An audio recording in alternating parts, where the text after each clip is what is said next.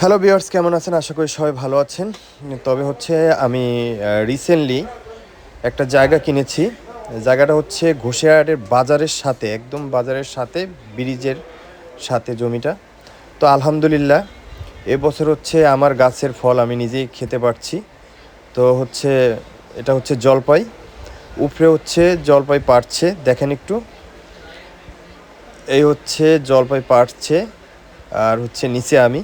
তো এবছর হচ্ছে সবাইকে গিফট করে দিছি, কারণ হচ্ছে আশেপাশে যারা আছে তাদেরকে গিফট করে দিছি।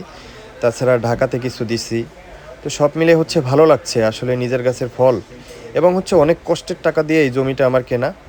প্রায় হচ্ছে 28.5 শতক জায়গাটা আমার। তো এখানে হচ্ছে সুপারি গাছ, অনেক ফল গাছ আছে এখানে, নারকেল গাছ, মানে এমন কোনো ফল নাই যে এখানে নাই। আনন্দ লাগছে খুব।